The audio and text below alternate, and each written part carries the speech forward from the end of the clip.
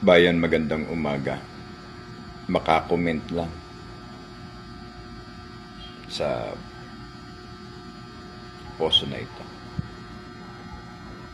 Wala akong pinagsisisihan.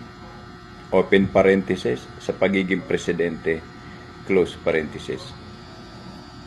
Yes, we believe on that, na wala kang pinagsisisihan.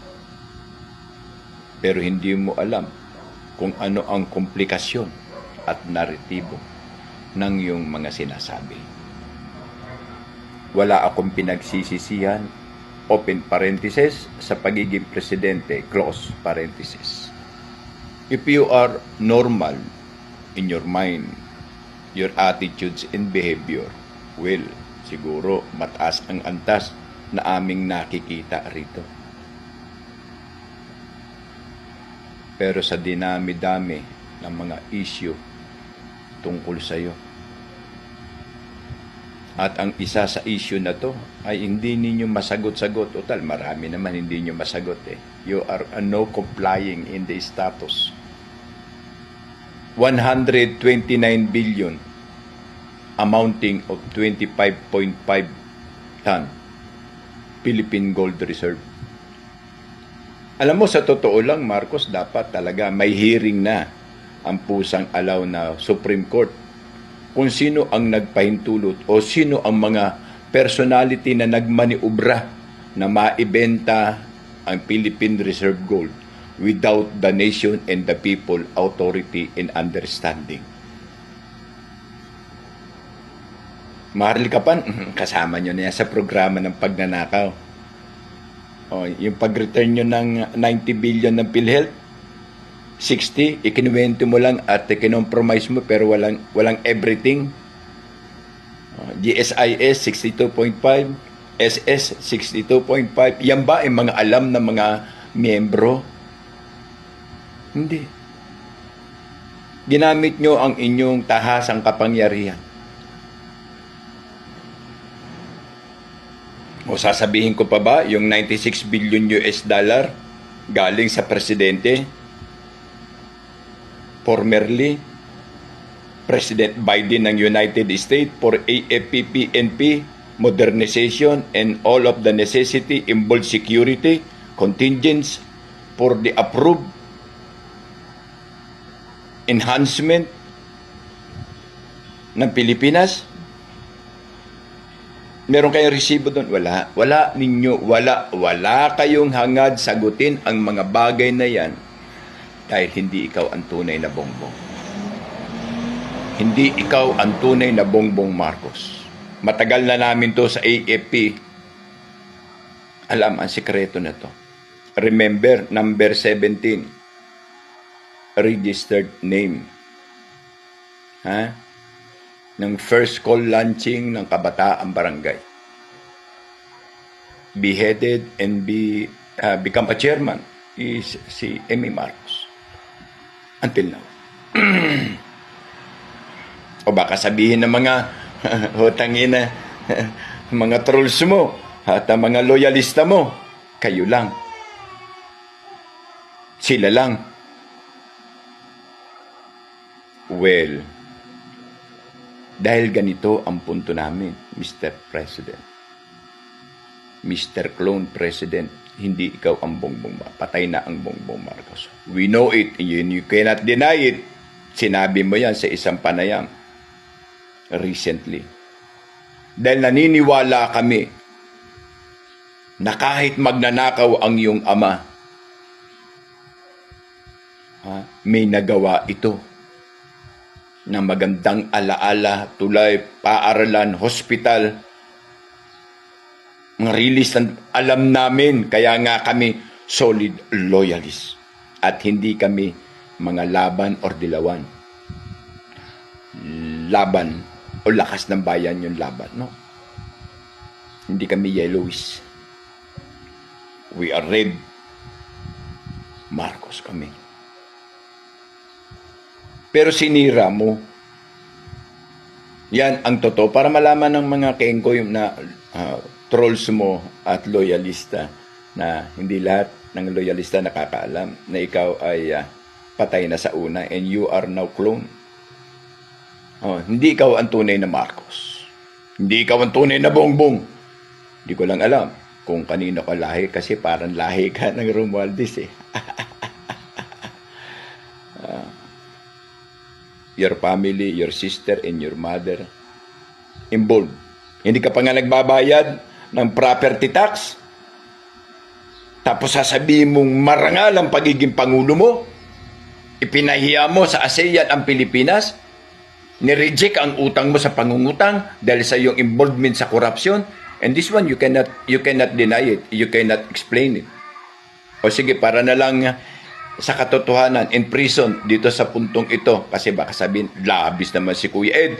Walang iya sa wala lang respeto sa putang presidente natin. Wala lang respeto. Fuck you. Answer this one.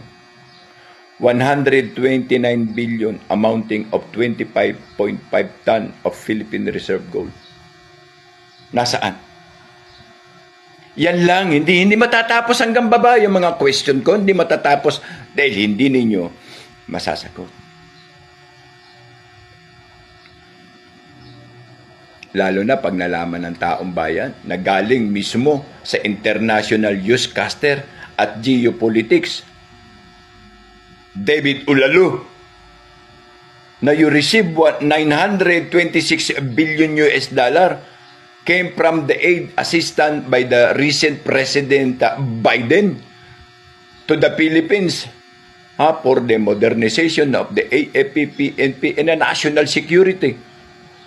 Enhancement program for this is 926 billion as per indicated and stated by the international newscaster and geopolitics, David Ulalo. And accompany with this with under baka magalit naman ang putang inang CIA.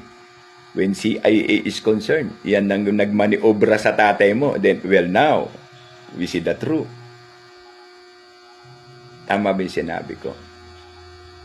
Tatay mo, hindi naman ikaw ang Bongbong, patay na si Bongbong Marcos, si Yudiputa. Alam yan ng sandatan, wala ninumang nag-uniforme during the administration of your father until now.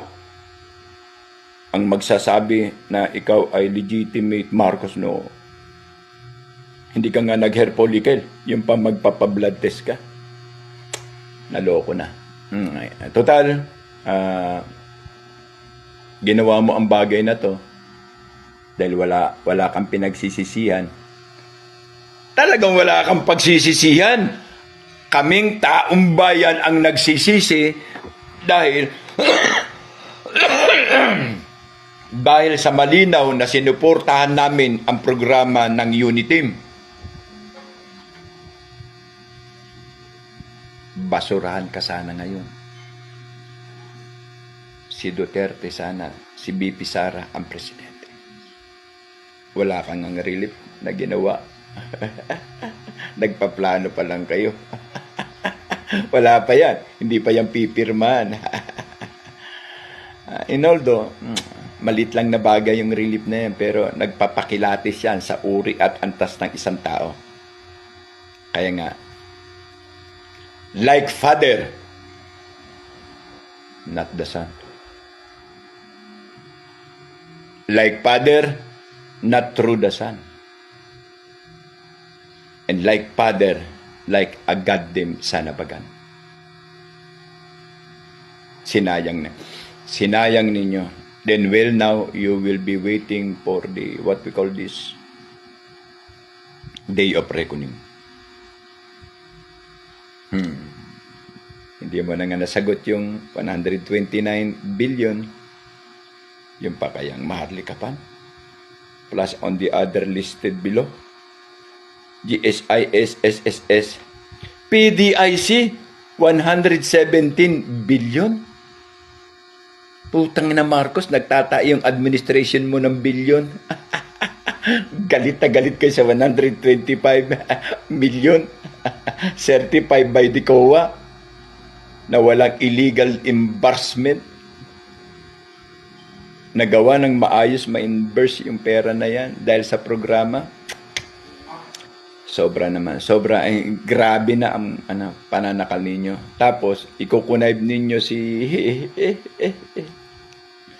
Duterte doon sa minahan ni Glenn sa Cebu.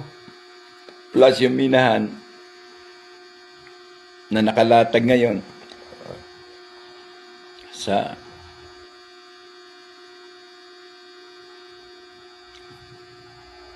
Sierra Madre. Bong, kung sino ka man bongbong pero hindi ka Marcos. Ang taktika at ang ugali ni Marcos Sr. ay kakaiba sa taktika at ugali mo. Patay na kuko ka pa lang sa tunay na Marcos. Patay na kuko. Kung kanino ka man lahi, goddamn sana bagan.